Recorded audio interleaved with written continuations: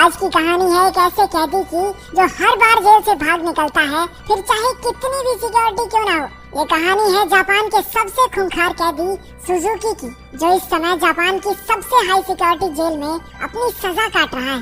Checking duty पर घूम रहे गार्ड्स के जाने के बाद सुजुकी अचानक मुस्कुराया और अपना एक दांत बाहर निकाल लिया। कुछ देर बाद गार्ड्स फिर से चेकिंग करने आए, लेकिन इस बार सुजुकी फरार हो चुका था। उन्हें वहाँ किसी के मौजूद होने का शक हुआ, लेकिन सुजुकी भी कोई कच्चा खिलाड़ी नहीं था। वो बिना आवाज किए रोशनी से बचता हुआ इधर से उधर छुपता रहा। जब गार्ड्स ने आइसोलेशन सेल की दोबारा चेकिंग की तो वो समझ गए कि सुजुकी भाग चुका है। उन्होंने तुरंत बाकी के गार्ड्स को बुलाया और देखते ही देखते वहाँ भीड़ इकट्ठा हो गई। जब सुजुकी छत से भाग रहा था तो जोर जोर से जेल के सायरन बजने लगे।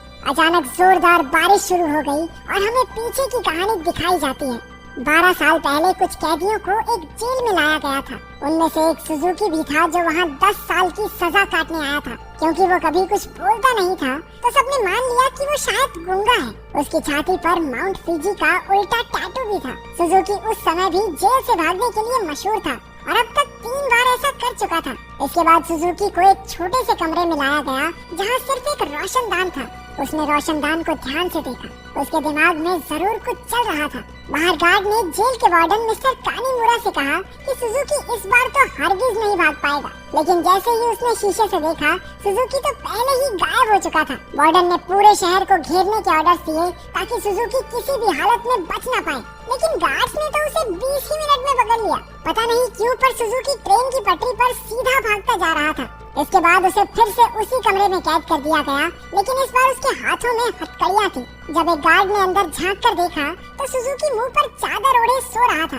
गुस्से में उसने सुजुकी को चादर हटाने को कहा क्योंकि वो कोई चांस नहीं लेना चाहते, लेकिन जब बार बार कहने पर भी उसने चादर नहीं हटाई तो गार्ड्स ने मिलकर उसकी बुरी तरह पिटाई की। अगली सुबह वार्डन ने सुजुकी के सारे पुराने रिकॉर्ड्स निकाले। ध्यान से पढ़ने पर उसे पता चला कि जब भी सुजुकी जेल से भागता है तो हर बार वो ट्रेन की पटरी पर ही पकड़ा जाता है।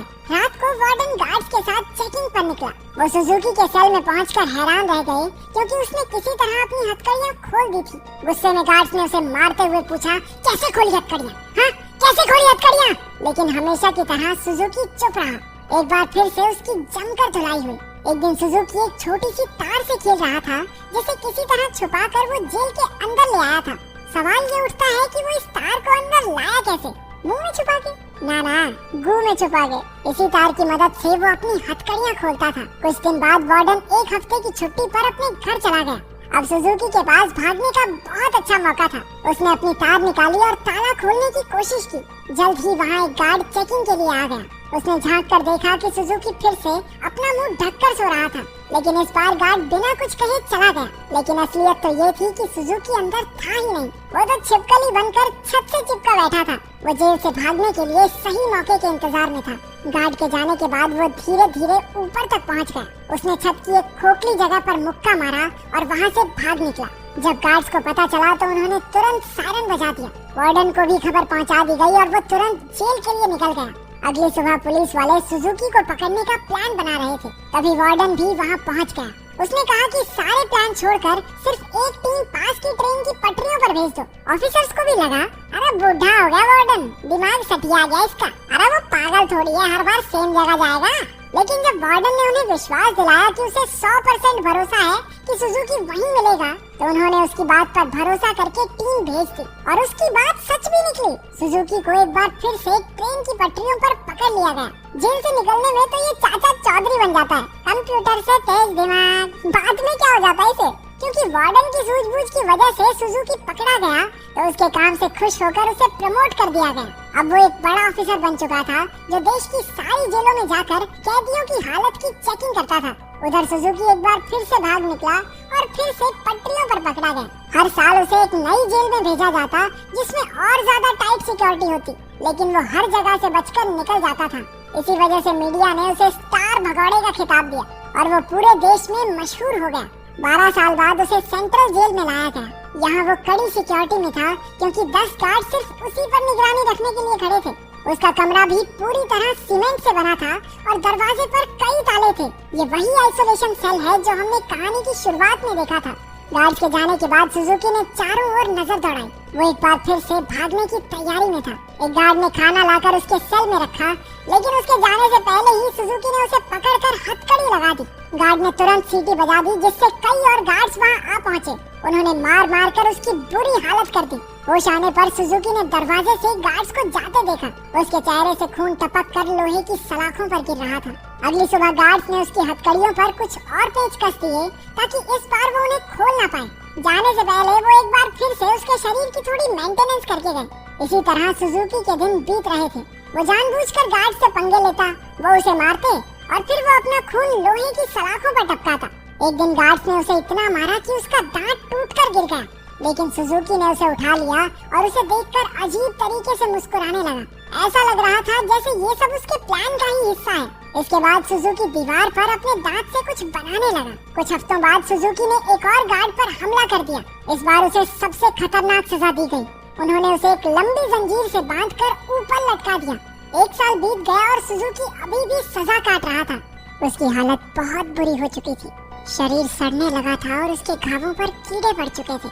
आखिरकार उस शाम गार्ड्स ने आकर उसकी जंजीरें खोल दी। पूरे 1 साल बाद उसे चैन की सांस आई थी।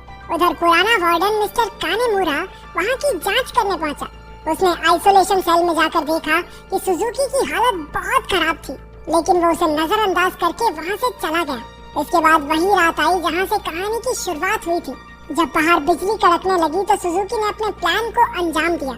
उसने अपना दांत निकाला और हथकड़ियों के पेच खोलने लगा। असल में सुजुकी दीवार पर दांत से कुछ बनाता नहीं था, बल्कि वो तो उसे घिस-घिस कर तीखा कर रहा था ताकि उसके इस्तेमाल से पेंच खोल सके। हथकड़ियों से आजाद होकर उसने दरवाजे पर जाकर लोहे की सलाखों को धक्का देना शुरू किया। लगातार खून टपकने की वजह से सलाखों पर जंग लग चुका था। कुछ ही पलों में सलाखें टूट गई और सुजुकी जेल से फरार हो गया। इसके बाद सुजुकी के जन्म की कहानी बताई गई। उसके पैदा होते ही उसकी माँ की मौत हो गई थी और उसका बाप जेल में सड़ रहा था। इसी वजह से वो अपने रिश्तेदारों के घर पला। एक दिन सुजुकी जंगल में प्रैक्टिस कर रहा था जब उसे दूर से एक आदमी आता दिखाई दिया। ये कोई और नहीं उसका बाप था। उन्होंने कुछ समय बातें की और तभी उसने अपने पिता की छाती पर माउंट फिजी का एक टैटू देखा। बदकिस्मती से जल्द ही वहाँ कुछ पुलिस वाले आ गए जो सुजुकी के पिता को पकड़ना चाहते थे। वो उन्हें देखकर रेल की पटरी पर सीधा सीधा भागने लगा।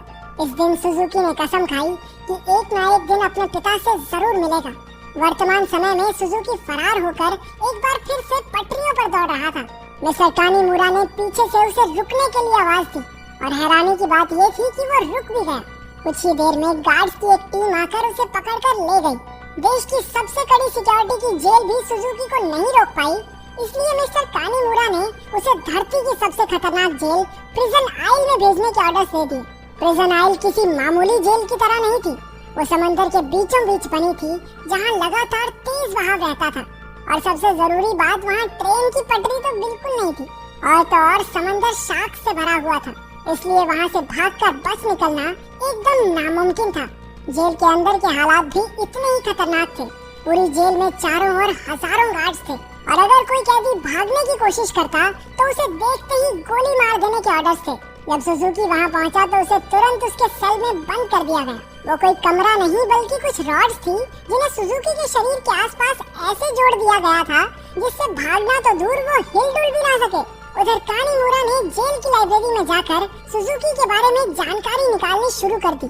ढूंढने पर उसे कुछ पुरानी फाइल्स मिली जिन्हें वो पढ़ने लगा। उधर जेल में सुजुकी ध्यान लगाकर खड़ा था। हालांकि बाकी लोगों के लिए वहाँ से भागना नामुमकिन था, लेकिन सुजुकी के दिमाग में कुछ तो खिचड़ी पक रही थी। अचानक उसने अपने दोनों कंधों को डिसलोकेट कर लिया और उस छोटी सी जगह से सिकुड़कर धीरे धीरे बाहर निकलने लगा। एक कैदी ने उसे ऐसा करते देख लिया, लेकिन वो इतना नशे में भंड था कि कुछ बोल नहीं पाया। उधर कानेमुरा अभी भी अपनी रिसर्च कर रहा था कि जेल के सायरन बजने लगे। हालांकि परेशान होने की बजाय जेल का वार्डन खुश हो गया, क्योंकि वहाँ से बचकर निकलने का कोई रास्ता था ही नहीं। ऊपर से आज सारे गार्ड्स को एक कैदी को गोली मारने का मौका मिलेगा। मिस्टर कानेमुरा ने उसे समझाने की कोशिश की कि सुजुकी कोई आम कैदी नहीं है, लेकिन वार्डन ने उसकी बात को नजरअंदाज कर दिया। अगली सुबह कई गार्ड्स को बंदूकें देकर पूरे आइलैंड में फैला दिया गया। वार्डन अपने आदमियों को कुछ समझा रहा था कि वहाँ मिस्टर कानेमुरा आ गया। उसने वार्डन को बताया कि सुजुकी असल में अपने बाप को ढूंढने आया है जो इसी आइलैंड पर कैद है। ये सुनकर सब हक्के बक्के रह गए और तभी सुजुकी की असलियत का खुलासा हुआ।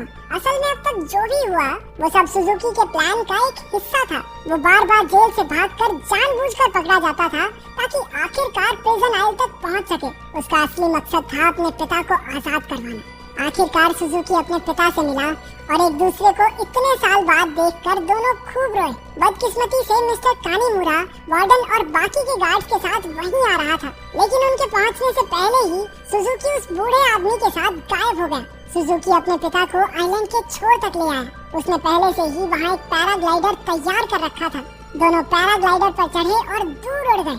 दूसरी ओर मिस्टर कानीमुरा ने एक बूढ़े आदमी से बात करने की कोशिश की जो सुजुकी के पिता के साथ ही कैद था। तभी उसने माउंट फिजी का एक टैटू उस आदमी की छाती पर देखा, जिसका सीधा मतलब ये था कि इतने सालों की कड़ी मेहनत के बाद भी सुजुकी गलत आदमी को लेकर भाग गया। अब इससे बुरी किस्मत तो किसी की नहीं हो सकती। क्या आप अपने पिता के लिए इतनी परेशानियां सह सकते हैं? कमेंट्स में जरूर बताना।